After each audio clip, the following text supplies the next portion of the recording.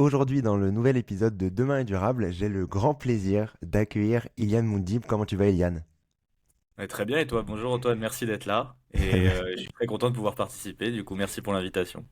Merci à toi. Je suis très content de pouvoir échanger avec toi après les recommandations, notamment de Pierre Gilbert, avec qui j'ai fait un épisode notamment sur le géomimétisme il y a quelques temps maintenant. Je vous mettrai le lien en description. Mais aujourd'hui, on va pas parler de géomimétisme, même si on pourrait dévier là-dessus. On va parler aujourd'hui d'adaptation, notamment, et plus particulièrement de comment s'adapter à la crise climatique qui nous tape dessus en ce moment et qui va continuer à nous taper dessus dans les prochaines décennies, quelles que soient les actions qu'on mettra en place. Euh, donc on va parler globalement de ce sujet-là, de l'adaptation, de comment est-ce qu'on s'adapte, quelles sont les conséquences et quelles sont surtout aussi les actions qu'on peut mettre en place, plus ou moins prédictives pour aider à moins subir ces effets-là. Mais avant de parler de tout ça, ça va nous prendre un petit bout de temps, avant de parler de tout ça, je te propose de te présenter, Iliane. Donc qui es-tu? Merci. Alors moi, je m'appelle Ilan Moundib, je suis franco-marocain. J'ai vécu toute mon enfance et mon adolescence en banlieue parisienne. Je suis fils de prof, les deux, dans le public. J'ai fait des études d'ingénierie. J'ai fait l'école centrale de Lyon et je me suis passionné, moi, pendant mon cursus, sur les questions de physique fondamentale. Donc à la base, je viens pas du tout du milieu du climat, même si avec ces connaissances un peu de sciences physiques générales, j'ai pu un peu toucher au modèle climatique. Dans ce cadre-là, je suis allé faire un master de sciences physiques à Imperial College à Londres. Et simplement, à la fin de mon cursus, j'ai commencé à rentrer vraiment par le biais d'un certain nombre de cours que j'ai suivis sur la question du changement climatique. Il y a une autre thématique qui a créé une sorte de prise de conscience dans mon parcours, c'est la question des sans-abri à Londres. Je trouvais ça extrêmement violent, la façon dont ils étaient traités, etc. Et donc la fin de mes études a été un peu, bon, tous les diplômes ont été obtenus, mais chaotique sur le plan, on va dire, mental, puisque je souffrais de comprendre pourquoi personne ne raisonnait, à mon sens, en tout cas dans les structures de pouvoir, rationnellement. Cette question de la rationalité, c'est quelque chose qui m'a pas mal impacté et donc j'ai souhaité revenir en France et essayer de m'impliquer, d'utiliser mes connaissances d'ingénieur pour déployer une analyse et aider en fait à transitionner parce qu'il faut qu'on transitionne ou bifurquer, ça dépend le mot qu'on utilise. Du coup, essayer de trouver, aider à trouver des solutions et à mettre un peu plus de rationnel dans la façon dont nous voyons le monde et dans la façon dont nous nous organisons pour l'avenir. Je suis donc allé faire du conseil climat-énergie. Aujourd'hui, je suis indépendant dans cette activité. J'en ai fait pendant 5 ans et pendant cette activité, j'ai manipulé, grâce à mes connaissances de sciences physiques, beaucoup les modèles climatiques pour faire des diagnostics de ce qu'on appelle du risque climatique. Je pense qu'on va longuement Ouais. revenir sur cette notion-là durant notre entretien, mais en gros, j'allais tripoter ce que faisaient les climatologues, les vrais, et moi je faisais du bidouille pour bien analyser les résultats. Et donc, je disais à des entreprises ou à des collectivités, bon, bah, les vagues de chaleur vont augmenter de tant de jours en plus, elles vont devenir plus fréquentes, etc. Du coup, vos caractéristiques de vulnérabilité sont ta, et donc votre analyse de risque, il faut prioriser telle ou telle action. C'est par ce biais-là que je suis rentré dans la dynamique de l'adaptation. Par là même, je suis rentré il y a un moment, depuis sa création, dans un think tank qui s'appelle l'Institut Rousseau. L'Institut Rousseau, c'est un laboratoire d'idées qui essaye de organiser, on va dire, la reconstruction écologique de la France, en tout cas qui essaye de relancer la dynamique qu'on a dans notre pays par la transition écologique, c'est-à-dire en faisant des investissements importants et puis en essayant de réfléchir collectivement sur les modalités de politique publique qui pourraient nous permettre de transitionner et de bifurquer. Dans ce cadre-là, j'ai écrit une note sur l'adaptation au changement climatique, un bon truc, en tout cas il est assez long, je me suis du coup entre les deux, à la fois professionnellement et à la fois dans le débat public, j'ai essayé de me positionner, ou en tout cas de donner un avis original sur cette question de l'adaptation au changement climatique, qui est encore une fois, pour moi, aujourd'hui, encore trop considéré comme technocratique et un sujet pas assez politisé au bon sens du terme. C'est-à-dire que moi je trouve que l'adaptation, notamment dans les colloques qui sont faits par le ministère de la Transition écologique, monsieur et Christophe Béchu, le colloque qui s'appelait Vivre dans une France à 4 degrés est quand même extrêmement préoccupant comme titre. Je suis d'accord avec lui qu'il va falloir en fait se passer sur un scénario au moins business as usual, voire pessimiste sur les effets du changement climatique. Mais je trouve que la façon de présenter cette thématique-là suggère un peu qu'on puisse s'adapter à tout et qu'on puisse en fait sans regret au final préparer une France à 4 degrés alors qu'en fait dans une France à 4 degrés il y a énormément de choses qu'on ne maîtrise pas. Je sais même pas en fait si c'est possible d'avoir une France à 4 degrés puisque si tu dépasses un certain nombre de points de bascule, ces points de bascule vont en fait entraîner une augmentation plus importante du réchauffement et donc ça se trouve on s'arrêtera pas à 4 degrés. Voilà pour les éléments. Je suis aussi devenu professeur pour une plateforme qui s'appelle Sator, où je propose un cours de 10 heures sur l'adaptation au changement climatique. Et j'essaye de publier régulièrement aussi pour l'Institut Rousseau. Il y a une note récente qui est sortie sur la question de la sobriété hydrique, c'est-à-dire comment on peut institutionnaliser le fait de moins prélever d'eau, ou en tout cas de prélever suffisamment peu pour que la ressource puisse se reconstituer dans un contexte où elle se raréfie du fait des effets du changement climatique et de nos usages de la ressource. Voilà pour la présentation un peu en longueur. Trop bien. Alors, bah, du coup, tu as parlé pas mal de termes que je vais te demander de définir un peu. Mm. D'abord sur l'adaptation. Tu parlais aussi de risque climatique, on en parlera par la suite. Sur l'adaptation, est-ce que tu peux nous, nous redéfinir un peu ce sujet-là? Qu'est-ce que c'est concrètement? Pourquoi est-ce qu'on parle autant d'adaptation en ce moment? Ouais. Alors, je vais essayer de reformuler, si tu veux, la problématique climat-énergie dans le langage du risque climatique. Ouais. Un risque climatique, c'est quoi? C'est un impact futur du changement climatique sur un système donné. Un système donné, ça peut être par exemple la ville de Paris, ça peut être une entreprise, ça peut être votre maison, ça peut être votre santé, ça peut être n'importe quoi. Pour analyser ce risque climatique et donc le niveau de risque et le niveau de danger en fait auquel est soumis ce système-là, on a besoin de trois composantes. La première composante, c'est ce qu'on appelle les aléas climatiques. Donc, la définition un peu classique, c'est toujours de rappeler que météo et climat ne sont pas identiques. Et en fait, le climat, c'est un ensemble de composantes météorologiques. C'est à un endroit donné, la température, la vitesse du vent, le niveau d'humidité, etc., etc. Et en fait, tout ça, ce sont des aléas climatiques. Ces aléas climatiques, ils vont être affectés par le changement climatique lui-même. Le changement climatique, il va en fait capturer de la chaleur dans l'atmosphère du fait de la concentration en gaz à effet de serre dans l'atmosphère. Cette chaleur va augmenter la température. Mais ça ne va pas avoir que cela comme conséquence. Vu qu'on augmente la température, on augmente par exemple l'évaporation des cours d'eau ou de la mer, ce qui fait qu'on augmente dans certaines régions les précipitations. On change aussi le schéma de précipitation, puisque les nuages vont se former à des endroits différents, vont avoir plus de masse, et s'ils vont avoir plus de masse, ils vont pas être poussés au même endroit par les vents, etc.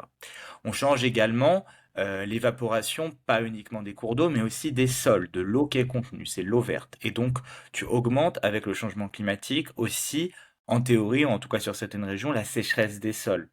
Et de fait, tout cela va modifier un certain nombre d'aléas climatiques. Donc ça, c'est simplement de la physique du climat. Ensuite, on rentre dans notre analyse de système. Notre système va être exposé ou pas à un aléa climatique donné. L'exposition est une notion géographique.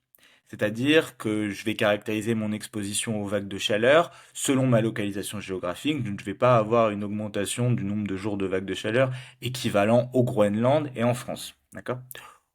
Donc ça, on est encore sur une notion qui est liée à la physique atmosphérique. On fait tourner des modèles climatiques pour savoir, eh ben, en 2050, 2070, ou sur une période de 30 ans en général, eh ben, de combien de jours de vagues de chaleur sur une localisation géographique donnée, l'aléa climatique va augmenter. Un aléa climatique, même si c'est plus 100% climatique, mais l'élévation du niveau de la mer aussi.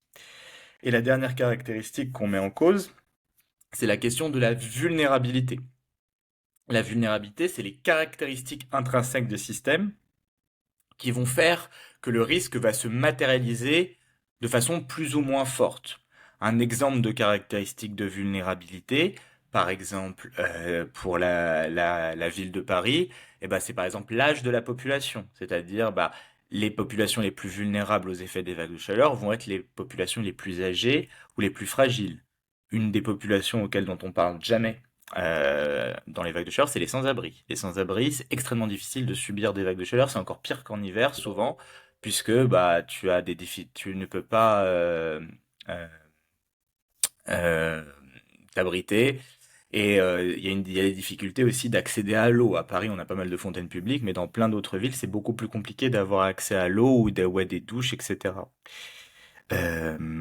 Voilà. Et donc, dans ce cadre-là, si on replace l'action climatique dedans, on a deux façons de réduire l'impact du changement climatique. La première, et elle est fondamentale, et elle doit être première, c'est l'atténuation du changement climatique. Alors ça, bah, je pense que tu en as parlé très largement dans tes podcasts, c'est comment on limite les émissions de gaz à effet de serre, comment on tient les budgets carbone du GIEC, comment on reste sous le 2 degrés au pire, parce que, en fait, une fois si tu dépasses le 2 degrés, tu as un certain nombre de points de bascule qu'on ne sait pas situer et qui pourraient déclencher un emballement climatique. C'est la question du permafrost, c'est la question de la circulation thermohaline, ou ce genre de choses. Euh, donc cette question de l'atténuation, en fait, elle va jouer sur les aléas. Plus on va réussir à limiter les effets du changement climatique, moins on devra s'adapter à quelque chose de différent de ce qu'on a aujourd'hui. Donc dans ce cadre-là, l'adaptation, elle va jouer sur les aléas. Moi, dans des définitions un petit peu plus opérationnelles, je dis qu'elle joue sur l'exposition parce que je quantifie l'exposition en termes de nombre de jours de vagues de chaleur en Mm. plus sur une localisation donnée. Dans le langage des entreprises, on marche un peu plus comme ça parce que c'est plus opérationnel. L'aléa est simplement en fait une donnée, on va analyser les vagues de chaleur sur tel système. L'exposition, ça va être le nombre de jours de vagues de chaleur en plus et les vulnérabilités, ça va devenir une catégorie fourre-tout. On donne toutes les caractéristiques de l'entreprise ou du système qui vont exacerber l'effet du risque, comme par exemple l'effet îlot de chaleur urbain. Et de fait, l'adaptation, dans ce cadre-là, elle peut jouer sur deux choses, la vulnérabilité ou l'exposition. L'exposition, ça va être le changement de localisation géographique, d'accord? C'est assez peu commun sur certains systèmes, et c'est le cas par exemple sur l'élévation du niveau de la mer.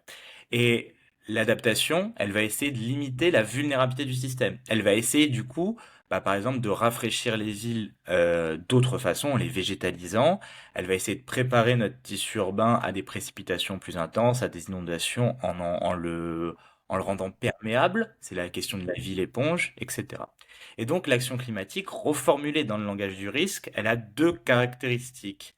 Elle a une caractéristique de réduction des émissions de gaz à effet de serre, c'est l'atténuation.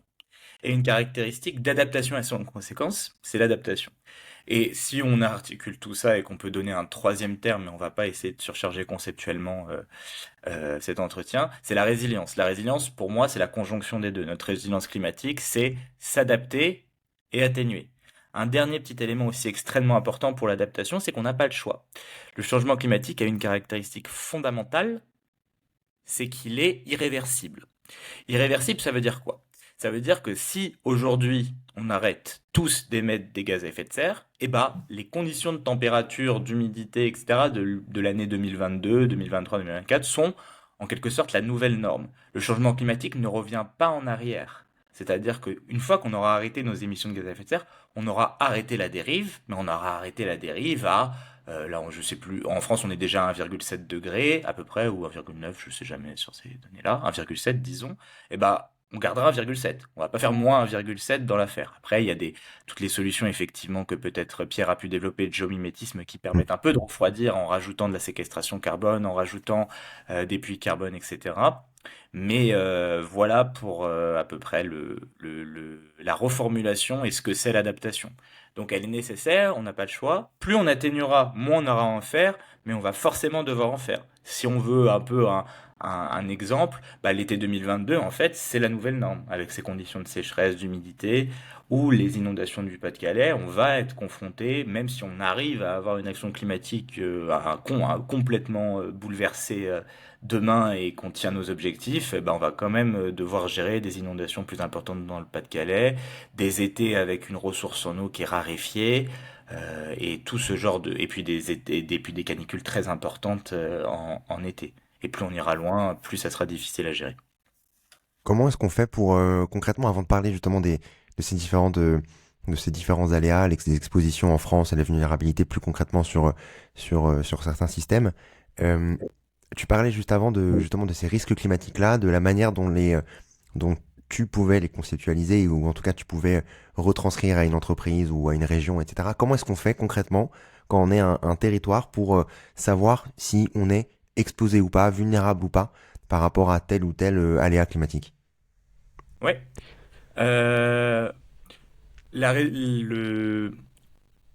on est exposé à tout, d'accord? Puisque tous les aléas climatiques vont être modifiés par le changement climatique, plus ou moins, à part peut-être, et encore, ça c'est des questions de très compliquées de climatologues et il n'y a pas d'accord, les vents. Donc les vents, il y a beaucoup d'incertitudes, on ne sait pas vraiment les effets du changement climatique précisément sur les schémas de vent et la circulation. Ou bien si vous en avez dans les commentaires, moi je serais très ravi d'avoir des études là-dessus.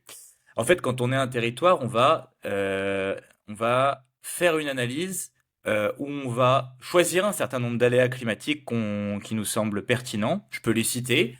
Grosso modo, le nombre de jours de vagues de chaleur, parce que ça c'est pour tout le monde.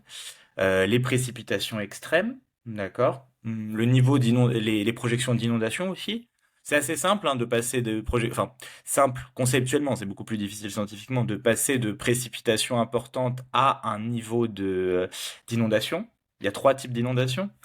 Les inondations par ruissellement, donc on verse un seau d'eau, c'est nos précipitations. Et puis l'eau va dégringoler sur les endroits qui sont le plus perméables et à la topographie la plus basse. Et donc ce sera la topographie la plus basse qui sera menacée.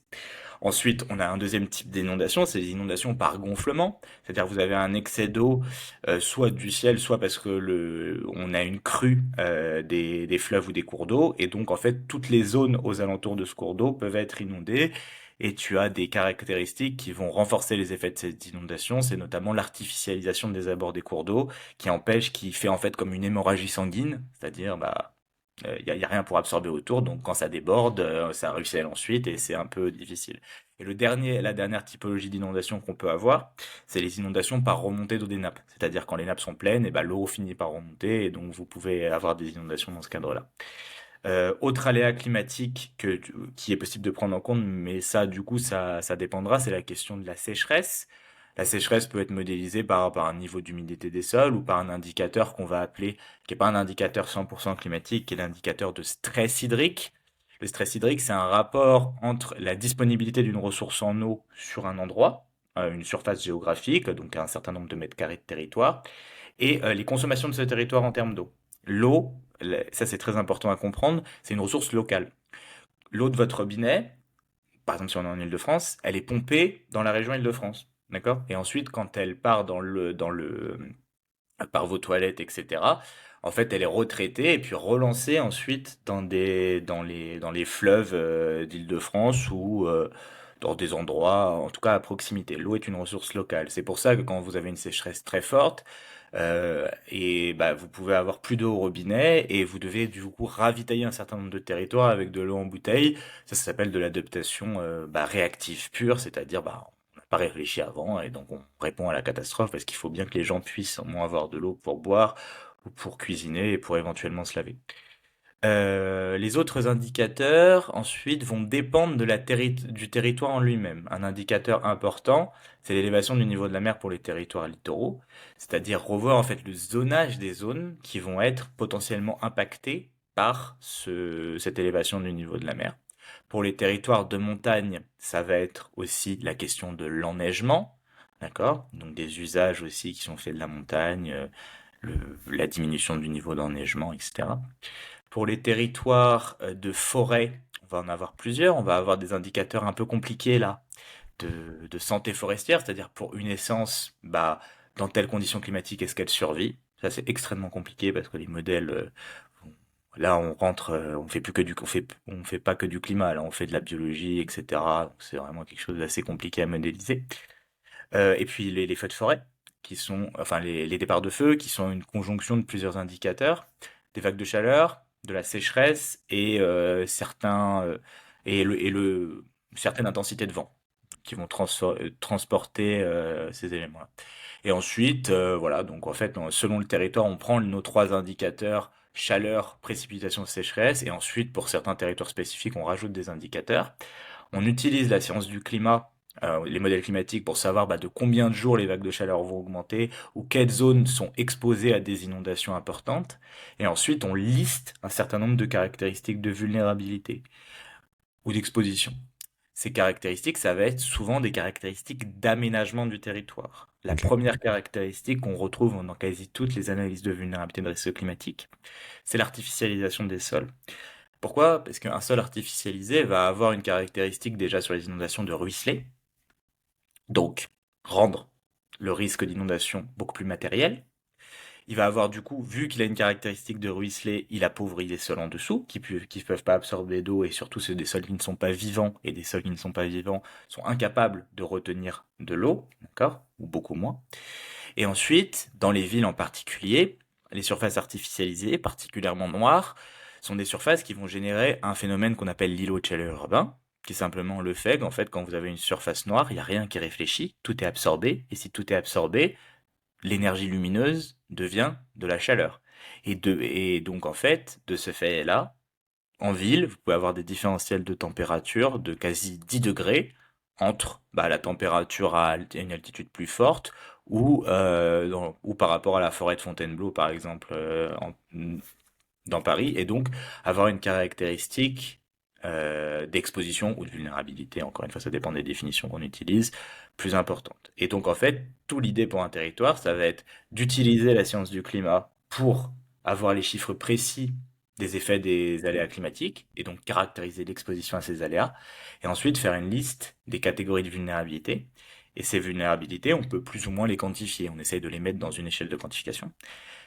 Et ensuite, une fois ce diagnostic de risque établi, qui est un travail assez long, mais qui est un travail qui se fait très bien, on essaye de proposer des mesures d'adaptation qu'on va quantifier pour limiter les facteurs de vulnérabilité, c'est-à-dire ou d'exposition, c'est-à-dire par exemple, désimperméabiliser un maximum de sol en ville, pour par exemple l'aléa îlot de chaleur, pas îlot de chaleur, pardon, élévation du niveau de la mer, vous allez revoir le zonage, où on va essayer d'utiliser des solutions fondées sur la nature, les mangroves, les cordons Mm. dunaires, ou renaturer l'hydrologie des cours d'eau, ou en tout cas les abords des cours d'eau, pour quand le risque se matérialise, on ait en fait des écosystèmes qui viennent canaliser les vagues pour l'élévation du niveau de la mer, ou canaliser les crues lorsque les cours d'eau sont impactés. Voilà.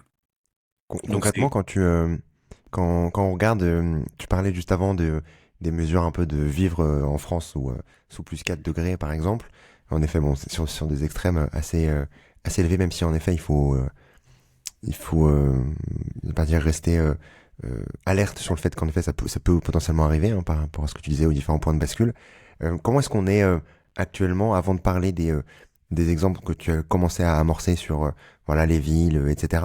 Mais comment est-ce qu'on est enfin, question peut-être voilà, très frontale, est-ce qu'on est prêt actuellement à se dire, même déjà maintenant, est-ce qu'on est prêt à du plus de degrés, ce qui va arriver en France en tout cas, hein, sans parler mondial, mais en France, ce qui va arriver d'ici peu.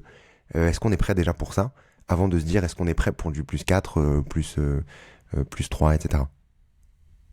Bon, en général, quand on se pose ce genre de questions dans ce podcast, je sais pas si tu as eu beaucoup de réponses positives, mais bien entendu qu'on n'est pas prêt. On n'est pas prêt parce qu'on le voit dès maintenant au final. L'adaptation, c'est un sujet qui a mis beaucoup de temps à venir sur le devant le devant de la scène parce que il y avait un peu ce prisme-là qui a été bon on met le paquet sur l'atténuation ou en tout cas soit dans les discours militants ou dans même les politiques. Et donc vu qu'on va réduire chez nous, on aura moins de risques chez nous, sauf que ça marche pas du tout comme ça. On est toujours à peu près 1% ou 2-3% sur les émissions historiques mondiales. Et donc même si nous, on tient notre trajectoire, on est dépendant de la trajectoire des autres. Et les risques climatiques ne sont pas proportionnels à nos émissions à nous. Donc de ce fait-là, l'adaptation, elle est absolument fondamentale. Et malheureusement, elle a mis beaucoup de temps à être enclenchée. Si elle a mis beaucoup de temps à être enclenchée, ça veut dire qu'au final, on n'a encore rien de vraiment solide sur cette question. La bonne nouvelle quand même, parce qu'il faut pas être noir, c'est que ce sujet est quand même pris de plus en plus au sérieux par le ministère de l'écologie, même si bon, il y a des communications qui peuvent être un peu ennuyeuses ou qu'on dessine des choses qui nous plaisent pas trop sur peut-être l'abandon de l'atténuation, ou en tout cas une réduction de la part de l'atténuation dans les messages qui sont donnés par le ministère. Euh, c'est en train d'être utilisé. L'adaptation, dans ce cadre-là, elle est plutôt, on va dire, technocratique. Dans le sens où, par exemple, il y a quelque chose de fondamental qui va sûrement arriver dans la troisième version du plan national d'adaptation au changement climatique, qui va arriver, je crois, en juin. Il est bloqué au ministère, là, de ce qu'on m'a expliqué. C'est qu'il va falloir revoir, par exemple, pour toutes nos infrastructures, les normes de dimensionnement sur les nouvelles conditions climatiques. Je m'explique, si vous faites un pont, une route, etc., bah vous la dimensionnez pour qu'elle tienne aux événements climatiques les plus impactants. Par exemple, sur une route, le niveau de sécheresse qui peut la faire craquer sur le retrait-gonflement des argiles, ou le niveau des vagues de chaleur qui peut la faire fluer, d'accord? Et bien entendu, bah, dans le passé, ces infrastructures, elles étaient constituées sur des conditions climatiques passées. C'est-à-dire qu'on prenait les 30 dernières années, on regardait le pire événement possible, grosso modo, ou le 95e centile de la distribution statistique, et puis on dimensionnait pour que ça tienne cette partie-là. Sauf qu'avec le changement climatique, tout change. Et donc toutes nos infrastructures, dimensionner nos infrastructures sur les conditions passées, ça a absolument aucun sens. Et donc, de fait, là, on va avoir, normalement, dans le plan national d'adaptation, des consignes pour toutes les nouvelles infrastructures, les dimensionner sur le climat futur. Et donc là, ça génère de l'incertitude parce qu'il faut voir sur quel scénario on se place. Mais bon, en étant assez conservateur, c'est quelque chose qui est faisable. Donc, toutes nos infrastructures actuellement ne sont pas préparées. Il va falloir les préparer, voir si elles sont viables, d'accord, sous changement climatique. Il y a certaines qui tiennent beaucoup moins, probablement. Mais en tout cas, c'est un travail de titan de bien faire le tour de toutes les infrastructures et de voir si elles sont viables. Ensuite, donc ça c'est plutôt les modalités de l'adaptation technocratique. Et puis sur l'adaptation, on va dire plus systémique, bah il va y avoir des statu quo qui vont plus être viables. Par exemple, les batailles pour la ressource en eau, il va falloir qu'on trouve un cadre institutionnel. C'est ce qu'on propose à l'Institut Rousseau, hein, de proposer une institutionnalisation de la sobriété hydrique pour organiser le partage de l'eau. Parce qu'avant, on vivait dans une forme de, on va dire, relative abondance de l'eau, ce qui veut dire que, par exemple, pour la production agricole de maïs, ou pour le refroidissement d'un certain nombre enfin, pour le refroidissement de notre parc nucléaire, ou pour l'hydroélectricité, à peu près, on pouvait prendre à peu près toute l'eau qu'on veut. Là, vu qu'on va avoir une accélération du cycle de l'eau du fait du changement climatique, la ressource va être moins disponible. Et dans un cadre où la ressource est moins disponible et où on connaît des pénuries, c'est impossible de laisser certains acteurs s'accaparer cette question de l'eau. Et donc là, il y a des réformes institutionnelles à mener, organiser le partage, avoir des institutions qui permettent de l'organiser équitablement, démocratiquement. Et voilà pour ces éléments un petit peu.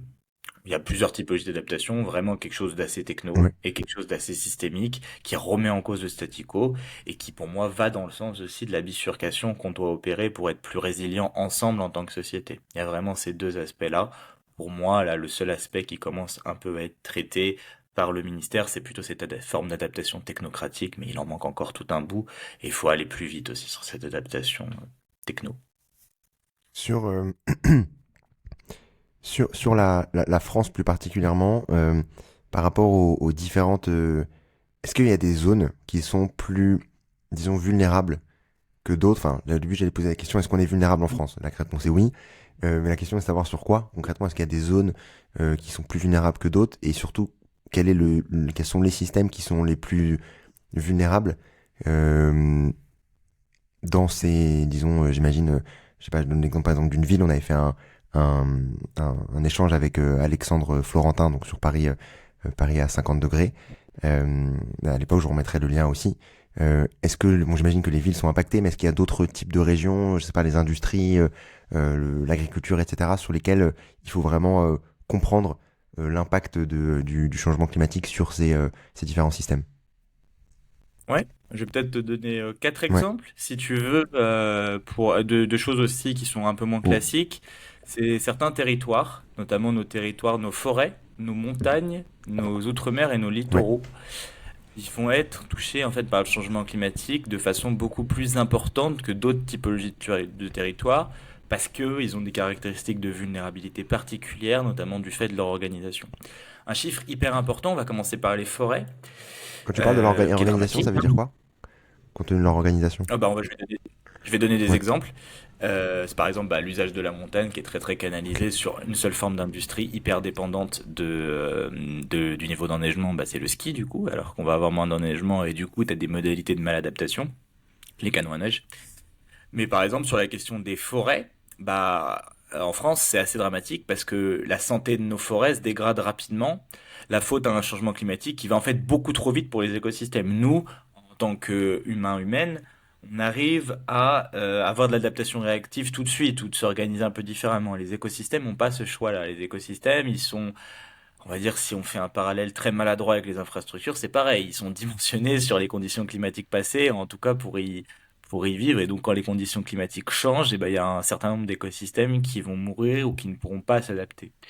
Il faut savoir, par exemple, et c'est un chiffre très important, c'est qu'en une dizaine d'années, la capacité des forêts françaises à absorber du carbone a été divisée par deux. En fait, ça veut dire que la mortalité forestière a doublé en 10 ans en France. Pourquoi? Parce que les conditions climatiques ont changé de façon très importante et que aussi on a la question des déplacements de ravageurs. En fait, avec le changement climatique, vous avez des ravageurs qui vont remonter et donc des écosystèmes forestiers qui sont pas habitués à aller rencontrer ces ravageurs-là. Et donc, quand il y a le contact entre les deux, et ben, ça peut décimer des pans entiers, des essences entières dans nos forêts. Donc, les forêts françaises sont par exemple un écosystème euh, extrêmement vulnérable au changement climatique. Il y a aussi une forme d'utilisation de la forêt française qui ressemble un peu à ce qu'on connaît en agriculture, qui la rend encore plus vulnérable. C'est la question des monocultures. Par exemple, en France, du fait de la mondialisation, pour l'agriculture, on s'est mis à être hyper spécialisé sur un type de production ou sur un petit nombre de types de production.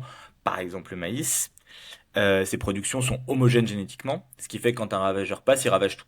Alors que quand vous avez une production qui est plus diverse génétiquement ou qui met plus différentes essences, et ben le ravageur, il peut pas sauter d'un point à un autre.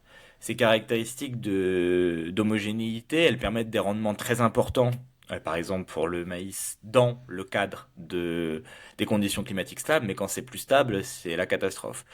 Sur les forêts françaises, on est à un tournant, puisqu'en fait, il y a une modalité de plus en plus importante de considérer la forêt française comme une ressource en bois, et donc d'utiliser un certain nombre d'essences, comme le pin Douglas, mettre la même essence partout, pour faire des coupes rases ensuite et alimenter l'industrie du bois, et donc en fait avoir des forêts qui vont être encore plus vulnérables aux ravageurs ou aux conditions climatiques. Voilà. On pourrait revenir beaucoup plus longuement sur cette question de la forêt, mais je vais essayer de passer, passer mes quatre exemples, passer sur la montagne. La montagne, il y a quelque chose de très important à connaître, c'est qu'en fait, le changement climatique, il va deux fois plus vite dans les territoires de montagne que dans les territoires plus classiques. En fait, dans les montagnes, on a quasi déjà dépassé le 2 degrés. D'accord. Et en fait, il y a un chiffre qui est important, c'est que pour 1 degré supplémentaire, c'est un moins d'enneigement en moins à 1500 mètres d'altitude. On estime par exemple aussi qu'en 2100, entre 70% et 90% des glaciers devraient disparaître. Et du coup, de ce fait, en plus, ces territoires de montagne, ils sont hyper dépendants d'une activité qui dépend de la neige. C'est le ski. Et l'industrie du ski, c'est en fait une des meilleures élèves de la classe pour la maladaptation. Parce que elle va nécessiter la construction de beaucoup d'habitats touristiques et donc d'artificialisation des sols dans ces territoires de montagne. Et puis, cette industrie du ski, elle va avoir recours à des méga-bassines. Ces méga-bassines, c'est les canons à neige. C'est exactement le même principe. On fait des réserves d'eau accaparées et ces réserves d'eau, ensuite, on va les utiliser pour enneiger les zones où on a un enneigement pas suffisant pour skier. Et donc, pour ces territoires de montagne, il va falloir qu'on se débrouille pour dépolariser fortement ces économies du ski, les reconvertir, adapter l'aménagement du territoire, sanctuariser aussi la ressource en eau et améliorer l'autonomie alimentaire. Troisième typologie de territoire, c'est les territoires littoraux. Les territoires littoraux sont face à l'aléa climatique, à l'aléa le plus compliqué, je pense, c'est l'aléa d'élévation du niveau de la mer. Pourquoi? Parce que l'élévation du niveau de la mer, c'est une dynamique est irréversible, c'est-à-dire on va avoir un niveau de la mer qui va s'élever même pour encore plusieurs siècles, du fait de dynamiques, notamment le fait que l'eau chaude, elle passe en dessous dans la circulation et donc en fait la dilatation thermique va se propager et puis la fonte d'un certain nombre de glaciers et de ce type d'écosystème qui en fait ont des niveaux de seuil et donc une fois qu'ils sont déclenchés, bah, ils vont fondre jusqu'à ce qu'il n'y en ait plus et donc l'élévation du niveau de la mer est alimentée.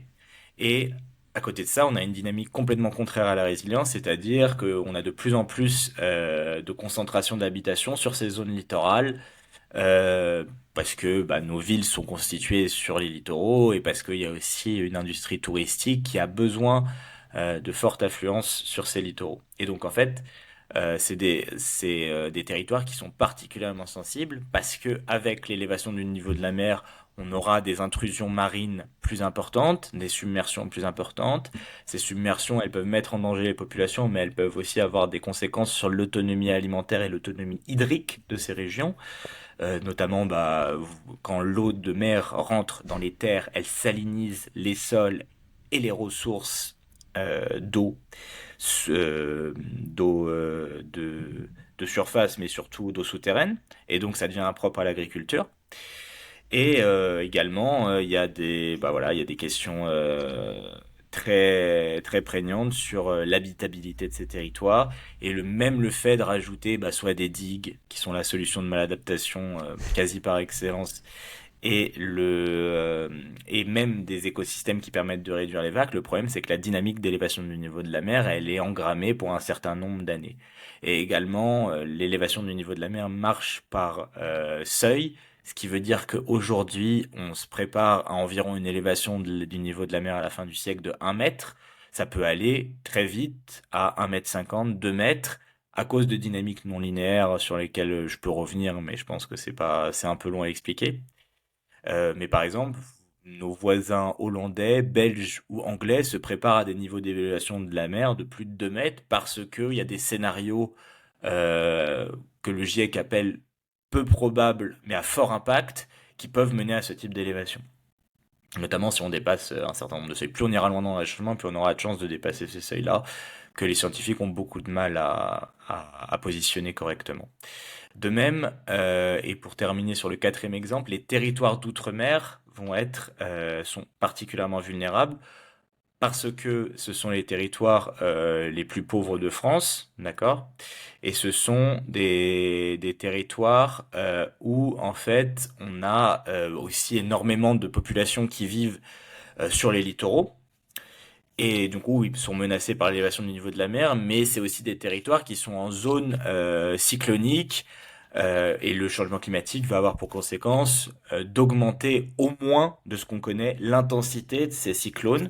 Les cyclones, ça marche comment? C'est simplement une évaporation de d'eau de mer parce qu'elle est trop chaude et ensuite du coup une accumulation de vapeur d'eau à un endroit et ensuite le vent qui va la pousser d'un côté, et donc avec le changement climatique, vous augmentez l'évaporation et donc vous augmentez en théorie l'intensité de ces cyclones. Il y a une caractéristique de vulnérabilité fondamentale de ces territoires d'outre-mer, en plus de la pauvreté, mais ça va avec, c'est le mal logement. Vu qu'on est dans des territoires très pauvres, il y a beaucoup d'habitats qu'on appelle informels. Il y a environ, est-ce que j'ai le chiffre sous les yeux, 20% je crois des habitations en outre-mer qui vivent avec un toit percé. Et donc bah, vous imaginez bien que dans le cadre d'événements climatiques extrêmes, c'est extrêmement, les conséquences sont très graves. Ces habitats informels aussi participent à l'artificialisation des sols dans des territoires qui sont les plus riches en biodiversité. Et il y a une dépendance très forte à deux choses, le tourisme et l'importation de produits agricoles. Même chose, événements climatiques extrêmes ou élévation du niveau de la mer égale salinisation des ressources, des champs, etc. Et puis remise en question aussi des capacités d'échange, donc les routes maritimes, par la submersion des ports, etc. Et donc une autonomie alimentaire qui devient de plus en plus précaire. Donc voilà, c'est les quatre territoires que je voulais donner un peu comme exemple de territoires particulièrement vulnérables au changement climatique. Mais ensuite, tous les territoires en fait sont concernés à divers degrés. L'idée, c'est toujours de bien prioriser les aléas les plus matériels et avoir une description précise sur chaque aléa. Tu, tu parlais rapidement juste avant de maladaptation et d'adaptation réactive, hein, je crois que c'est ça le terme. Tu faisais la différence entre Ouais. les digues qui sont une maladaptation et d'autres types d'actions qui sont des adaptations réactives. Moi, à première vue, je dirais que les digues auraient été une adaptation réactive, mais du coup, tu considères pas ça comme une adaptation réactive. Pour quelle raison? Comment est-ce que tu fais la distinction entre les deux? Et comment est-ce que je dis pas que l'adaptation réactive c'est quelque chose de bien, mais c'est mieux, disons, que la maladaptation. Comment est-ce que tu distingues un peu ces deux-là? Alors, on va rentrer dans les joyeusetés de l'adaptation, c'est-à-dire les multiples définitions où personne n'est d'accord. Moi, j'utilise les définitions du Haut Conseil pour le climat. Je vais en donner quatre. C'est les types d'adaptation. Adaptation réactive, adaptation incrémentale, adaptation systémique et adaptation transformationnelle. Alors, adaptation réactive, c'est on a un aléa qu'on n'a pas prévu, on s'adapte tout de suite. D'accord? Ça peut être du coup de distribuer des bouteilles d'eau en territoire parce qu'il n'y a plus d'eau. Ça peut être allumer la clim parce qu'on a trop chaud chez nous. Ça peut être mettre une digue parce que bah il y a des gens qui habitent quand même et donc il faudrait peut-être les protéger. Cette adaptation réactive, elle change pas du tout la structure du système, dans aucun point. Ensuite, on a ce qu'on appelle l'adaptation incrémentale. L'adaptation incrémentale, elle marche par incrément d'adaptation réactive. Ok? Donc, une adaptation incrémentale, c'est prendre plein de mesures réactives pour plein d'acteurs sans les coordonner, et donc ça permet de limiter l'impact au moins à court terme de l'aléa. D'accord? Les adaptations limitent la vulnérabilité ou l'exposition à court terme. Euh, Ensuite, on a les deux. Donc ça, c'est les adaptations dans l'urgence ou qu'on veut pas trop, mais on n'aura pas le choix d'en avoir. Certaines de ces adaptations réactives sont de la maladaptation. On va y revenir. Peuvent être de la maladaptation. Ensuite, on a les deux adaptations qu'il faut organiser. C'est les adaptations systémiques et transformationnelles. Le systémique, c'est une forme d'adaptation qui va changer la structure du système notamment par des investissements importants. C'est comme ça que je le définis. C'est comme on va dire, c'est la rénovation thermique. C'est-à-dire, bah, on limite structurellement et sur le long terme une caractéristique de vulnérabilité plutôt liée à l'aménagement du territoire. Et ensuite, on a ce qu'on appelle l'adaptation transformationnelle. L'adaptation transformationnelle, elle va plus loin et d'après le Haut Conseil pour le climat, fait bifurquer le système. C'est ça la thématique qui est mise en exergue. Se faire bifurquer le système, dans le sens ça change les normes, en plus d'avoir des investissements importants, ça change les normes sociales liées à un aléa climatique. Par exemple, le fait de tolérer dans le milieu professionnel le fait de venir en short en été, ça c'est une forme d'adaptation transformationnelle. Se doter collectivement d'une culture du risque, c'est-à-dire de savoir comment réagir en cas de risque climatique, c'est une adaptation transformationnelle. Former les gens aux conséquences du changement climatique, c'est une adaptation transformationnelle. Si on revient un peu à la question de la maladaptation, c'est en réalité une façon euh, c'est-à-dire, en fait, on répond à un aléa climatique, mais en fait, on augmente le niveau de risque à court, moyen, long terme. Pourquoi les digues sont une forme de maladaptation? Parce que les digues fournissent d'abord un sentiment de sécurité, c'est-à-dire qu'on met une digue et du coup, il y a de plus en plus de personnes qui vont s'installer derrière cette digue-là. C'est une forme de maladaptation aussi parce qu'on maîtrise pas l'élévation du niveau de la mer précisément. Et donc, si cette digue sur un événement de submersion marine ou d'intrusion marine forte ou de tempête est submergée, eh ben, elle retient l'eau et donc le risque se matérialise d'autant plus fort. Et elle a une conséquence aussi, la digue, c'est qu'elle va déplacer le risque. C'est-à-dire que, en fait, bah, vu que l'eau tape sur la digue, bah, elle va pas arrêter de taper, elle va juste coulisser vers l'endroit où il n'y a plus de digue. Et donc vous augmentez le niveau de risque sur la zone d'à côté. Euh, Comment on devrait utiliser les digues, l'idée que je peux introduire ici, c'est la notion de trajectoire d'adaptation. Une trajectoire d'adaptation, c'est-à-dire, c'est limiter le risque à court, moyen, long terme. Et donc dans ce cadre-là, les digues peuvent être utiles pour limiter l'adaptation court terme, notamment moi je pense dans les outre-mer, pour les habitats, notamment pour les zones très exposées ou pour les zones de mal logement, mais elle doit se conjuguer avec une trajectoire d'adaptation. On doit aller vers quelque chose de résilient, et donc on doit conjuguer ça, par exemple, avec la relocalisation des personnes et le relogement dans des habitats qui sont des habitats décents pour les populations mal logées, d'accord? Et initier notamment l'inclusion de solutions fondées sur la nature sur les zones qui vont être submergées pour limiter l'impact sur les zones qui pourraient être submergées. Donc on rajoute en fait des mangroves, des cordons dunaires, etc. On essaie de limiter l'élévation du niveau de la mer. Donc ça, cette notion de trajectoire d'adaptation, elle est importante. Et en général, pour limiter le risque à court terme, bah, il nous faut des solutions d'adaptation réactive.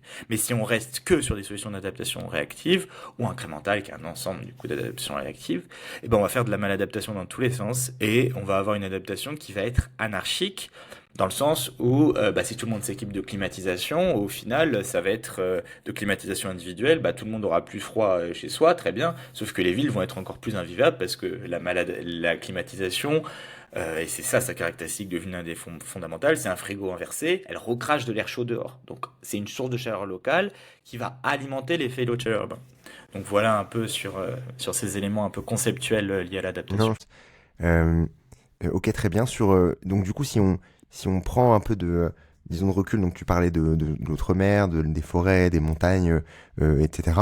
Euh, par où dans tout système, disons, globalement, par où on doit commencer, par quoi on doit commencer pour se dire, voilà, bon, là on comprend que, ce que je comprenais par rapport à notre discussion, la majorité de nos actions, c'est les deux premiers types d'adaptation dont tu parlais. Les deux dernières sont pas encore mis en place, ou en tout cas trop peu. Euh, Par où on doit démarrer pour se dire, bah voilà, il faut qu'on enclenche un peu ce cycle d'adaptation plus rapide. Euh, Par où on commence? Bah bon courage, hein. Pas facile cette question. Donc, je vais pas du tout être péremptoire. Moi, je pense que il y a une notion anthropologique de l'adaptation qui est fondamentale à comprendre, et je vais essayer de m'appuyer sur une très belle lecture. C'est la lecture que je recommanderais, c'est de ce livre. Bon, bah, pour ceux qui sont en vidéo, vous le voyez. Sinon, je vais donner le titre, vous inquiétez pas. C'est L'entraide, l'autre loi de la jungle de Pablo Servigne et de Gauthier Chapelle. Donc dans ce livre, c'est un livre sur le monde vivant, mais aussi anthropologique, qui explique qu'en fait, bah, une des lois de sélection naturelle dans le monde du vivant, mais aussi entre les groupes humains, c'est la notion de l'entraide et d'institutionnalisation de l'entraide. Alors, qu'est-ce que c'est l'entraide? Grosso modo, c'est, d'après Gauthier et Chapelle et Pablo Servigne, on peut un peu modéliser toute société humaine. Bon, il y a tout un tas d'exemples sur le monde vivant, c'est qui sont très très intéressants, notamment la question de la symbiose, qui est en fait une entraide entre deux types d'organismes ou plusieurs types d'organismes. Nous sommes aussi des organismes symbiotiques. Notre tube digestif, c'est tout un tas d'organismes qui sont en symbiose avec nous, qui profitent de ce qu'on mange et en retour, ces organismes nous permettent d'être en bonne santé, etc. C'est notre microbiote par exemple. Mais il y a vraiment des millions et des millions d'exemples, tous plus passionnants les uns que les autres. Dans le cadre des groupes humains, en fait, ce que montre Pablo Servigne et Gauthier Chapelle, c'est que il y a ce qu'ils appellent un cycle pénurie-abondance. Je commence mon cycle. Disons qu'on parte d'un environnement hostile pour plusieurs types de groupes humains. Bah, cet environnement hostile, notamment bah, parce que bah, il y a des dangers dans la nature, etc. Faut plutôt penser aux hommes préhistoriques. Et ben en fait, les groupes humains qui vont s'en sortir, c'est les groupes qui ont institutionnalisé l'entraide. C'est-à-dire dans un environnement hostile, c'est les groupes humains qui vont serrer les coudes, qui ont des institutions pour organiser leur entraide, qui vont survivre par rapport à des groupes avec moins de cohésion, avec moins de solidarité. Une fois qu'on a fait cette sélection, en fait, les groupes humains avec de l'entraide vont, par l'entraide, créer de l'innovation. Plus on est nombreux, plus on innove, plus on a d'idées pour résister à un certain nombre de périls et même institutionnaliser des formes qui vont rendre l'environnement moins hostile parce qu'on va s'y adapter. Et en fait, cette institution-là, elle va créer l'abondance. D'accord? On part d'une pénurie, on arrive à l'abondance grâce à l'entraide. Sauf que cette abondance-là, elle va changer la structure du groupe. Vu que le groupe est plus menacé, il y a d'autres affects qui prennent le pas, et c'est les affects de la concurrence, et ces affects de la concurrence vont saper peu à peu les institutions de l'entraide. Et donc, de fait, on commence à structurer des institutions de la concurrence, qui est pas mauvaise en soi, mais qui va saper une partie des institutions d'entraide, et donc qui va faire que le groupe va être moins résilient face à un choc, et donc en cas de choc, le groupe va se disloquer, ou en cas de choc, ou les institutions de la concurrence vont créer le choc actuel. C'est une image, c'est un petit modèle, mais c'est très intéressant pour moi parce que ça permet de voir nos sociétés humaines comme un balancier, un combat entre deux types d'institutions, nos institutions de l'entraide et nos institutions de la concurrence. Je répète, la concurrence, elle n'est pas un problème en soi. Elle est un problème quand elle vient empiéter sur les structures d'entraide, et elle est un problème lorsqu'elle est trop développée par rapport à l'entraide dans le cadre d'une situation qui va nécessiter de la solidarité. Dans ce cadre-là, on a deux outils. Le premier outil pour institutionnaliser l'entraide, c'est la planification. La planification, elle permet d'organiser l'adaptation systémique. On ne peut pas s'adapter individuellement, faire une adaptation systémique individuelle. Il va falloir qu'il y ait la puissance publique qui investisse beaucoup dans la rénovation thermique des logements, que les collectivités aient les moyens pour réorganiser le zonage des zones littorales, aient les moyens pour investir dans la végétalisation des villes, dans les villes éponges, dans la renaturation de nos cours d'eau, etc. Mais c'est pas suffisant, parce qu'il faut aussi une adaptation transformationnelle. Et cette adaptation transformationnelle, elle ne peut être, de mon point de vue, conquise que en renforçant nos institutions de l'entraide. Quelles sont nos institutions de l'entraide aujourd'hui? Il y en a une qui est extrêmement importante, c'est la sécurité sociale. La sécurité sociale, c'est une forme de collectivisation de la valeur ajoutée de chacun chacune qui permettent en fait de couvrir, de sortir partiellement ou totalement du prisme de la concurrence des choses qu'on considère comme des biens vitaux, comme notre santé. D'accord? On collectivise une partie, on, on est d'accord pour tous qu'une partie de notre salaire brut net parte dans une grande caisse qui s'appelle les caisses de sécurité sociale pour financer les retraites notamment, mais pour également que nous, si nous allons dans une période de chômage ou payer notre système de santé lorsqu'on va avoir besoin de soins parce qu'on n'est pas d'accord pour que notre santé soit intégralement dans des institutions de la concurrence et donc marchandisée. Et ça, c'est quelque chose d'assez fort, je trouve, parce que nos institutions de l'entraide, en fait, elles vont définir nos comportements individuels. Je m'explique. C'est un peu ce que explique aussi Pablo Mm. Servigne et Gauthier Chapelle dans le livre, c'est que dans une société qui a institutionnalisé la concurrence comme norme première, les réflexes premiers de chacune et chacun d'entre nous vont être a priori des réflexes de concurrence, c'est-à-dire on va se bagarrer pour la meilleure place, on va essayer de se tirer, je veux je veux un meilleur salaire que mon voisin, je veux une plus belle maison, etc. Et puis le capitalisme fonctionne exactement comme ça, en exacerbant cet affect de concurrence et donc en te donnant le désir de consommer plus ou de t'épanouir par une forme de consommation, d'autant plus que on a aboli, on va dire, toute forme de sens ou de spiritualité ou d'autres formes d'institutions qui sont plus centrées sur le collectif que sur l'individu. D'accord? Et donc, de ce fait-là, si au contraire, nos institutions premières qui sont les plus développées, ce sont les institutions de l'entraide, et ben nous, on va avoir des réflexes de solidarité qui vont nous permettre de mieux résister aux crises, aux catastrophes qu'on va se prendre dans la tête. Si je peux donner un exemple, moi qui me tient particulièrement à cœur, parce que je suis franco-marocain, c'est les gestes et le peuple marocain, comment il a réagi par rapport au séisme. Tout le monde est allé aider, il y avait des queues pas possibles pour donner du sang, etc. Et c'était admirable, c'est une vraie leçon. Moi, je suis pas certain qu'en France, s'il nous arrive quelque chose comme ça, on puisse répondre aussi vite, etc. Je passe partie des réactions pitoyables qu'il y a eu dans la classe politique française quand le Maroc a dit bon, on va prendre les aides de l'Espagne et pas de la France. Je m'en fiche, hein, ils font ce qu'ils veulent, c'est eux qui sont souverains. Voilà, mais ça c'est une forme d'institution de l'entraide parce que les institutions de la concurrence sont peut-être moins développées au Maroc. Il y a une forme plus importante dans les structures familiales. C'est pas pour idéaliser le truc, mais qui permet d'avoir des meilleurs réflexes. En tout cas, moi, c'est un bon exemple que je souhaiterais donner jusqu'à en trouver un meilleur. Et donc, comment on peut institutionnaliser opérationnellement cette entraide? C'est quelque chose qui peut se construire sans l'État ou qui peut se construire avec l'État, mais qui peut se construire à échelle locale. Moi, un exemple que j'adore donner, c'est la question de la sécurité sociale de l'alimentation.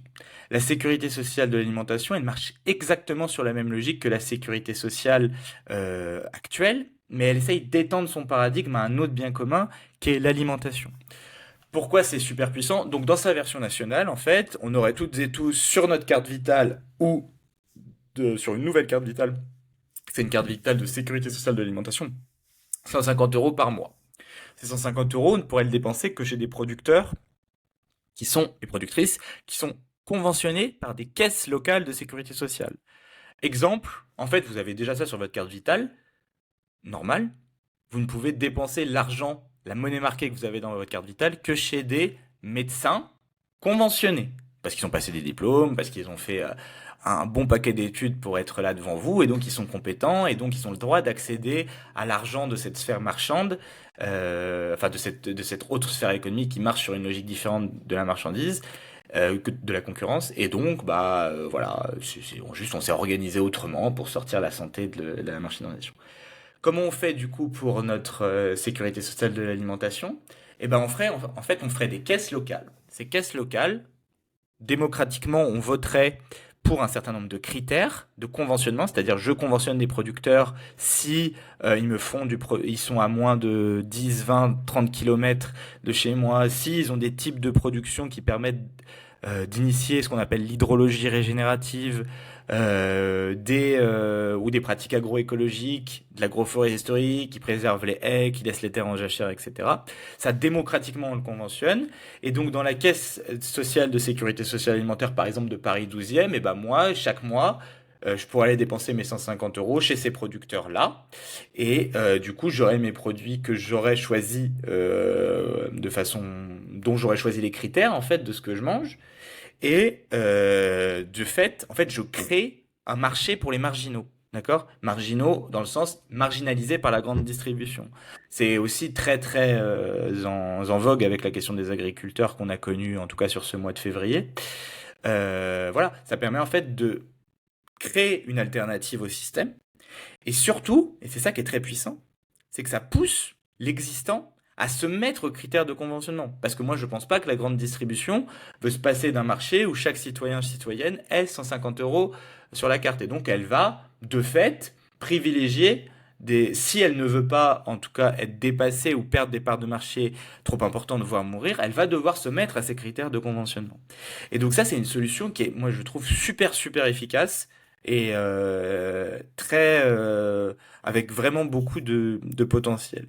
Et pourquoi j'aime beaucoup cette solution aussi, c'est qu'on n'est pas obligé d'attendre que ça vienne du haut pour être mis en place. Il y a déjà plein d'initiatives, comme par exemple la Marmite Rouge à Paris 12 qui essaye d'organiser localement ces caisses de sécurité sociale. Il y a pas mal aussi alimentaire. Il y a pas mal aussi de caisses, notamment à Montpellier. Comment ça marche? Ça marche sur une logique de cotisation selon les moyens.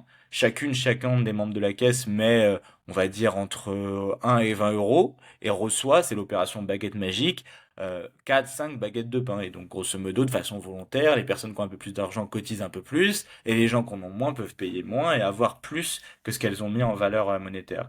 Et donc ça, c'est super important parce que ça permet de structurer l'entraide de façon locale. Cette entraide va en fait faire développer des institutions, faire naître des institutions de l'entraide un peu partout de façon locale. Et l'autre terme que j'aime bien et que j'aimerais mettre en avant ici, c'est le terme il faut se préparer pour prendre appui sur les crises.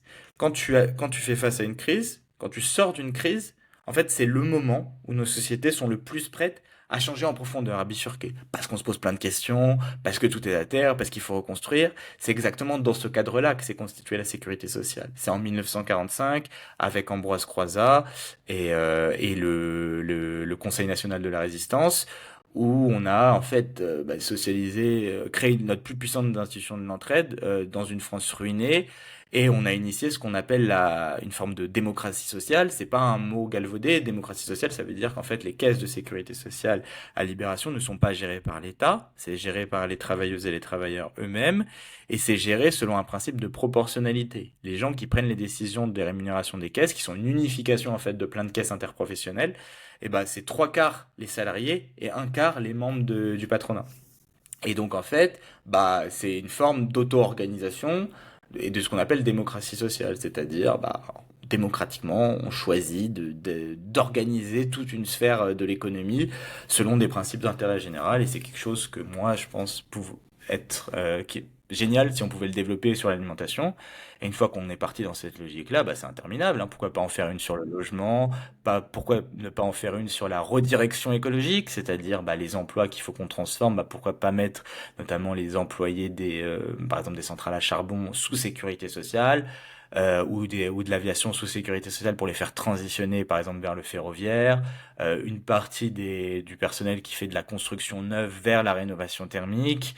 Il y a plein de choses à imaginer et donc c'est vraiment une solution moi que je trouve géniale parce que tu vois ce que ça peut donner au niveau global, tu peux le construire à échelle locale et ça a des ramifications dans tous les sens. Moi, j'espère que beaucoup de personnes vont travailler sur ces questions dans les mois, années à venir pour qu'on arrive, bah, qu'on développe cette chose-là et qu'on soit prêt à l'implémenter une fois qu'on aura pris des crises ou que ces solutions feront consensus dans le débat public. Ce Voilà. qui est sûr, c'est que si on pense pas dorénavant à la manière de institutionnaliser tous ces sujets-là, bah, on se retrouvera malheureusement uniquement à faire un parallèle, mauvais peut-être parallèle, mais à faire uniquement des petites digues, on va dire, alors qu'in fine, si on n'a pas préparé, si on n'a pas préparé l'avenir et les grosses vagues qui vont arriver par la suite, ben ça suffira pas, disons, pour s'adapter de manière plus globale.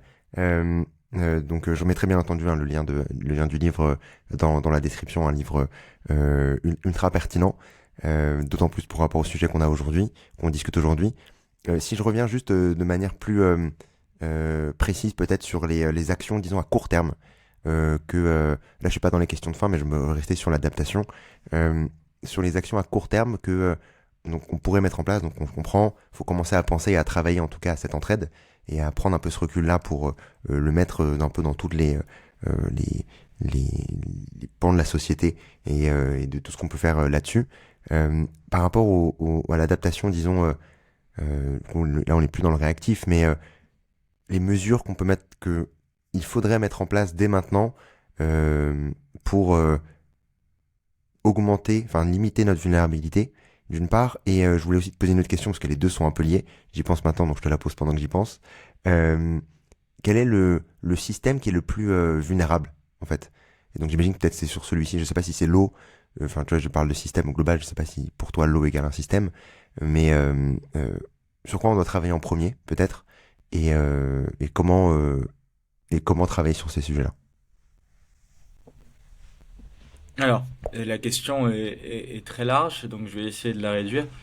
Je vais peut-être commencer par la question ta deuxième Mhm. question. Je pense que l'eau est effectivement un enjeu fondamental parce que cette eau, parce que ça va très très vite, beaucoup plus vite que ce qu'on avait prévu, et donc il faut qu'on trouve des modalités d'un meilleur partage de la ressource en eau. Et elle est absolument, la contrainte hydrique est dimensionnante pour tout un tas de pans de notre production. On n'a pas parlé du nucléaire, on n'a pas parlé de la production industrielle, on n'a pas parlé de l'agriculture, mais on la retrouve absolument partout. Et donc, il va falloir, donc c'est le système, c'est un système vraiment transversal, si on peut parler de système. Et donc, c'est là où il faut proposer des nouvelles formes d'institutionnalisation, des nouvelles formes de partage à court terme. Ensuite, sur ce qu'il faut faire à court terme, moi je pense qu'il faut s'adapter aux crises qui vont venir déjà. Par exemple, moi je pense dans toutes les entreprises où il y a par exemple du travail en extérieur, il va falloir revoir les horaires de travail et peut-être que c'était passé à l'Assemblée nationale il y a pas longtemps, mais une question de droit de retrait des travailleuses et des travailleurs en cas de forte chaleur, parce que l'expérience peut-être plus partagée du changement climatique dans le monde du travail, ça va être le travail en extérieur et l'impact du changement climatique sur ces conditions de travail. On peut s'inspirer aussi là de plein de pays qui ont du travail en extérieur, notamment bah, plutôt des pays du Maghreb ou du Moyen-Orient, sur comment on s'organise en fait pour le travail en extérieur. Est-ce qu'on travaille de nuit, etc. Faut trouver des modalités parce qu'on va pas s'en sortir. Et moi, je pense que quelque chose de fondamental, c'est de travailler en priorité sur l'aménagement du territoire et en particulier sur les sols. Les sols sont à la conjonction aussi de tous les sujets. Pourquoi? Parce que la ressource en eau, la crise de l'eau qu'on connaît, elle n'est pas que due au changement climatique, elle est même minoritairement due au changement climatique. La principe, si on peut le dire comme ça, hein. parce que en fait, c'est nos usages de l'eau qui accélèrent de facto le cycle de l'eau lui-même. En fait, l'eau, ça se pompe. On pompe de l'eau, un peu comme on pompe du pétrole, et donc en fait, pomper de l'eau, ça veut dire sortir de l'eau de terre, et donc la renvoyer plus vite qu'elle aurait dû aller dans le cycle de l'eau. Et donc en fait, vous accélérez le cycle de l'eau comme ça, et vu que vous accélérez le cycle de l'eau, et bah vous mettez de plus en et que vous maltraitez vos sols en les imperméabilisant, en mettant des engrais, en mettant des pesticides, en tout cas en tuant la biodiversité des sols, en les tassant, bah vous empêchez l'infiltration de l'eau dans ces sols-là. Et donc, vous avez deux effets. Vous accélérez le cycle de l'eau, vous en sortez toujours plus, et vous limitez la capacité de remettre cette eau dans les sols. Il y a aussi une question de qualité. C'est-à-dire qu'à force de le sortir, en fait, vous vous gorgez de tout ce que vous avez mis sur le sol, pesticides, etc. Et donc elle devient impropre à la consommation de certains écosystèmes, ou à notre consommation à nous, ou à l'irrigation, etc., etc., etc. Donc la question de l'aménagement des sols, elle est vraiment fondamentale. Il faut absolument accélérer sur la trajectoire de zéro artificialisation nette et aller vers le zéro artificialisation brute. C'est quoi la différence? Le net, c'est que vous avez le droit à la compensation écologique si vous construisez quelque part. Le zéro artificialisation brute, c'est que vous n'avez pas le droit à la compensation écologique, donc vous arrêtez de construire sur des terres agricoles ou des terres, enfin oui, des terres agricoles. Et donc en fait, il faut que vous canalisiez vos besoins de construction sur toutes les friches et que vous revoyez aussi les façons de construire moins, notamment en utilisant les logements vides. Il y a entre 1 et 3 millions de logements vides en France, notamment dans la diagonale du vide.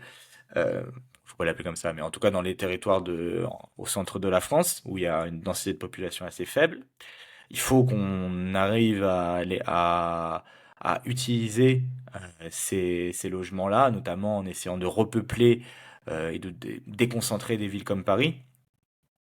Euh, il faut du coup travailler à régénérer nos sols pour que l'accélération du cycle de l'eau soit la moins impactante possible.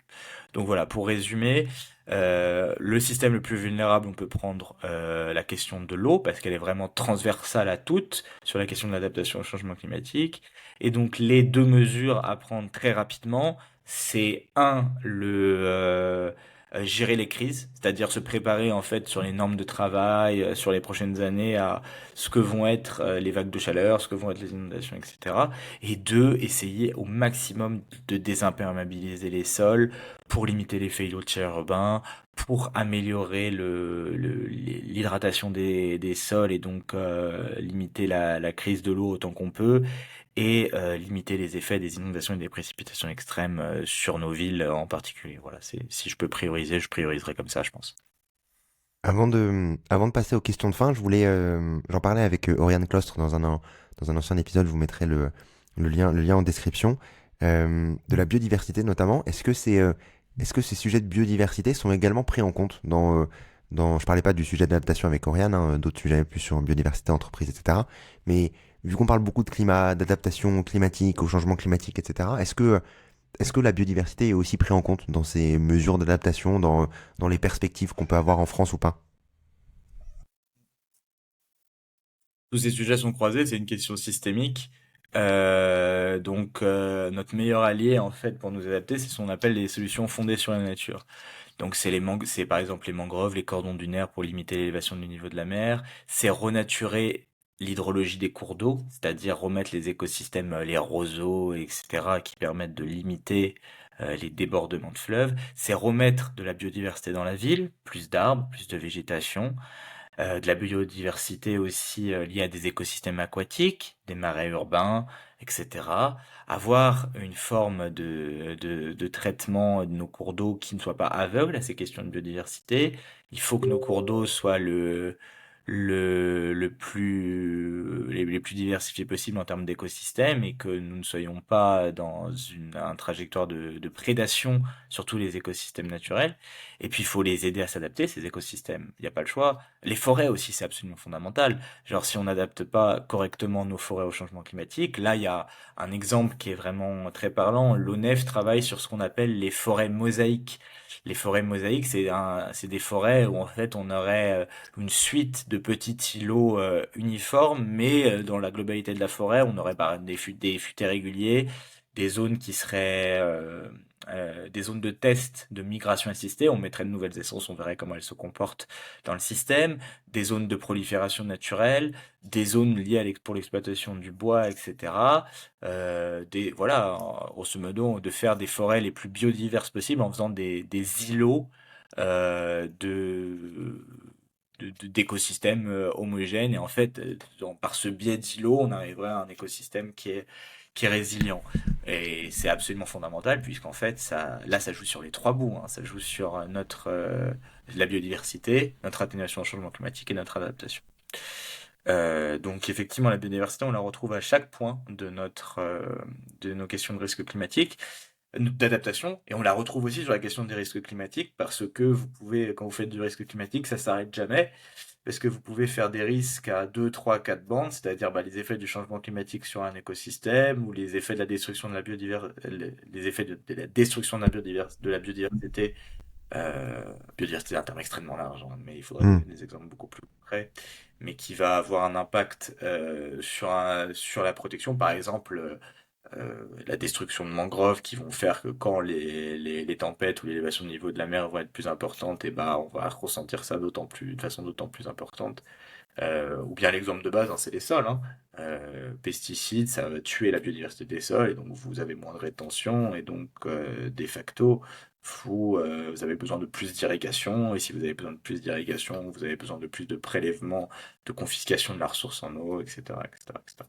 Mais la biodiversité, elle se retrouve à chaque point de cette question de l'adaptation, et tous les enjeux sont systémiques les uns avec les autres, c'est-à-dire qu'ils se tiennent au sein d'une même euh, de même niveau d'enjeu, enfin, il y a de la cohérence. Il faut tout faire en même Ouais. temps. Du coup, ça commence à en tout cas à être pris en compte ces enjeux-là, que ce soit par rapport au risque climatique dont tu parlais aussi juste avant. C'est-à-dire que c'est également pris en compte, ce qui est plutôt rassurant, même si j'imagine qu'il faut encore aller plus loin dans toute cette prise en compte globale, que ce soit climatique ou biodive. Iliane, je te propose de passer aux questions de fin. Même si tu m'as déjà partagé un contenu, je vais quand même te le redemander. On sait jamais si tu en as un autre ou si tu veux étayer encore un peu plus le propos. Est-ce que tu as un contenu à nous partager, du coup? Bon, j'ai déjà fait la pub de Pablo Servine, Gauthier Chapelle, l'entraide, l'autre loi de la jungle. Qu'est-ce qu'on pourrait dire d'intéressant? Moi, je trouve qu'on manque un peu de profondeur. Pas de profondeur, c'est pas ça, mais peut-être un peu d'ouverture philosophique. Moi, je suis un énorme fan d'Albert Camus, et donc deux livres de Camus, Le mythe de Sisyphe, puis L'homme révolté. Et bah, on verra, en fait, on voit dans ces deux ouvrages la question de l'absurde, et comment on sort de cette question de l'absurde avec une autre réponse que le nihilisme, c'est-à-dire en fait réintroduire du sens par l'engagement, et l'engagement seulement. Et ensuite, la question de l'homme révolté, c'est où, jusqu'où aller dans l'engagement, une espèce de théorie de la modération, etc. Donc, ce seraient les deux livres que je recommanderais, parce que ces deux livres qui ont eu beaucoup, beaucoup d'impact dans ma vie, et qui m'ont permis aussi de structurer un peu euh, une pensée un peu cohérente, à mon sens, sur ces sujets, et de sortir des épisodes un peu qu'on peut tous connaître de déprime, de dépression ou de dooming, hein, si on utilise ce mot-là, liés à des questions qui sont extrêmement difficiles, extrêmement anxiogènes. Et la philosophie aide pour moi à avoir à mieux gérer ces sujets, à mieux comprendre ses émotions, à mieux comprendre les réactions qu'on peut avoir par rapport à un flux d'informations anxiogènes dont on nous submerge en permanence, et duquel il faut essayer de limiter l'impact, ouais. Est-ce que tu as également une action pour agir dès demain dans le bon sens? Rejoignez une caisse de sécurité sociale alimentaire près de chez vous, ou créez-la, ce serait ça l'action. Pour y donner un peu plus de profondeur, moi j'ai un peu de mal avec le fait que dans nos milieux on met très très souvent en avant les actions individuelles. Bien sûr que c'est absolument fondamental et qu'il le faut, mais ces actions individuelles, c'est pas de l'adaptation transformationnelle. C'est dans le sens, à part que oui, vous inspirez un peu autour de vous, et donc vous pouvez faire changer les habitudes de vos proches, mais je pense qu'il y a vraiment un besoin de recréer du collectif autour de ces sujets-là, sur des causes données. Donc il y a toutes les associations plus ou moins militantes qui œuvrent, et moi j'encourage à aller voir ce qu'elles font, et parce que vous vous entourez enfin de ce fait de personnes qui réintroduisent du sens en fait au monde et qui vous permettent de du coup d'être de vous redonner de l'énergie. Votre vision du monde, c'est en fait ce que vous voyez autour de vous et donc si vous voyez des gens pleins d'énergie qui essayent de faire plein de choses, etc., ça vous sort de tout ce flux d'informations anxiogènes qui vous vient par défaut en fait par les chaînes d'information, par Internet, etc. Donc, une action collective et l'action collective, bah, rejoindre une caisse de sécurité sociale alimentaire. Comme ça, c'est très concret. Et puis on voit, et puis si c'est bien organisé, et puis il y a capacité d'organiser ça un peu partout en France parce que enfin c'est très très puissant comme projet. Moi j'y crois beaucoup. Et enfin, est-ce que tu as un ou une invitée que tu recommanderais dans le podcast? Je sais pas si vous avez traité dans ce podcast les questions industrielles, mais moi j'aime beaucoup le travail d'Anaïs Vogilis, Ok. d'accord? Donc moi je recommanderais Anaïs Vogilis parce que ces questions industrielles on les connaît très mal. On a aussi beaucoup de d'a priori ou pas un avis très clair sur ce qu'il y a derrière quand on parle de réindustrialisation, etc. Et Anaïs, c'est quelqu'un qui est extrêmement calé sur ce sujet et qui a une forme de pensée et de cohérence. C'est très très. Elle va vous faire point 1, point 2, point 3 à chaque question, donc c'est super agréable à écouter.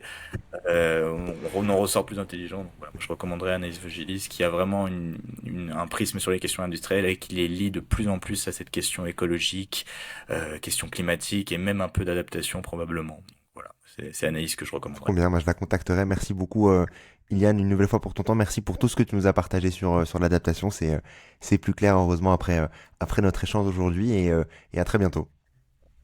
À très bientôt. Bah merci à toi et j'espère que ça a été utile.